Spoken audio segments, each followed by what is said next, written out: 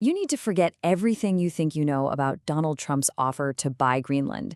This was never, ever about real estate. This was a demonstration of psychological power, and we have to understand how it works because this exact strategy is still in play. See, the story that made the headlines? That's not the real story. In just a few days, Donald Trump took a sovereign nation, a key ally, and he forged it into a weapon. It stopped being a place. It stopped being a country. It became a psychological weapon, a tool designed for one purpose, to shatter the idea of stability, to prove to the entire world that absolutely anything is on the table and nothing is sacred anymore.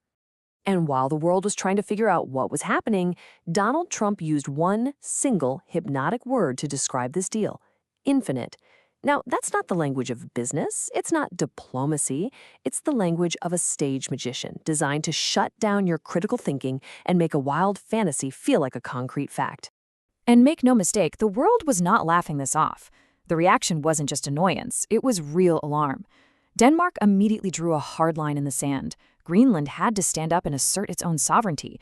Our allies started talking about defense strategies. All of a sudden, the quiet, frozen Arctic was a global flashpoint. This was no diplomatic slip-up. It was a shockwave sent around the planet. So how in the world did this happen? Well, this wasn't random chaos. It follows a very precise blueprint. Let's call it the architecture of dominance. The whole strategy is built on one very powerful, very raw principle: emotional dominance. The idea is this: when people are scared and confused, they don't look for facts, they look for certainty. They crave a leader who projects absolute control. In that moment of panic, that feeling of control becomes way more important than the truth. And here's the playbook for how it's done. It's a three-step process. First, you create disruption. You suggest something unthinkable, like buying another country. Second, you trigger fear. You sit back and watch the confusion and panic spread across the globe. And then, step three, you offer certainty. You step into the chaos you just created and present yourself as the only person who can fix it. And this, right here, is the absolute key to the whole thing. The goal was never to actually own Greenland's land. The goal was to make Greenland, and the rest of us, feel owned by Donald Trump's story. The real power isn't in the territory. It's in proving you can control the narrative itself. Because once you control the story, you start to control reality. But here's the most unsettling part. This wasn't a one-off move. The Greenland Gambit was just one piece of a much bigger and frankly more dangerous pattern. It's all part of a deliberate strategy, a kind of gradual desensitization.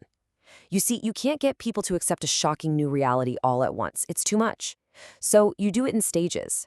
Each new shock raises the bar for what we consider normal, until yesterday's unthinkable idea becomes today's political reality. And we've seen this cycle play out over and over again. With trade, using sudden tariffs. With foreign policy, using war threats and pulling out of major treaties. With our allies, using ultimatums.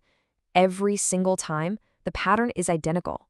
Create a crisis, suck up all the oxygen in the room, and then declare victory by offering a solution to the problem you started. And this is where the psychological warfare really kicks in. It's not about changing what's true, it's about changing what people believe is true. Suddenly, Greenland wasn't a sovereign territory, it was a security necessity. It wasn't an ally's responsibility, it was our loss. A block of ice was reframed as buried treasure. It's simple. Once you control the words, you control the debate. Now, an operation like this doesn't just end when the news cycle moves on. It leaves behind real, tangible ripples of instability. And they are quietly reshaping our world right now. And these consequences are already here. First, our allies around the world are quietly making backup plans, preparing for a future that's totally unpredictable. Second, global markets are now pricing in this new instability as a permanent risk. And third, the world is getting more polarized, with the idea of buying Greenland becoming a new dividing line. Why? Because words create precedents. Even though not 1 inch of land was sold, this whole episode psychologically annexed an idea that we thought was dead and buried. The idea of just taking territory. And once that door has been opened again, it is incredibly hard to close. That idea is now back in our collective memory as a possibility. And we can't forget the human cost of all this. This kind of power language is deeply dehumanizing. When a place with people, a culture, a history is reduced to a strategic asset, it just stops being a home. It becomes a chess piece, a bargaining chip, in a game played by others. So where does all this leave us? The global atmosphere is now charged. It's tense. And from this point forward, there are really only three paths the future can take. So what comes next? Path 1 is a return to normal, where this rhetoric cools down and we go back to stable agreements. Path 2 is a kind of slow-motion crisis, where the idea of buying Greenland is just brought up over and over again as a tool for pressure. And Path 3, well, that's collision. That's where one small trigger in this newly charged world sets off a global firestorm. And all of this leads to one single chilling realization. Control itself is migrating. It's moving away from the predictable world of laws and institutions, and it's flowing towards the unpredictable psychology of powerful individuals. When the future is no longer anchored to rules we all agree on, it's anchored only to raw power. This brings us to the final warning, the most critical lesson that this whole Greenland episode has to offer us about our own future. Something fundamental was broken here. We all used to share a quiet, unspoken assumption that ideas like buying and selling countries were relics of a past era. That assumption is now gone. It has been shattered. And when a core belief that provides stability disappears, new behaviors are never far behind. And so the final question isn't about what might happen in the future. It's about what's happening right now. Of those three paths we talked about, which one do you think we're already on?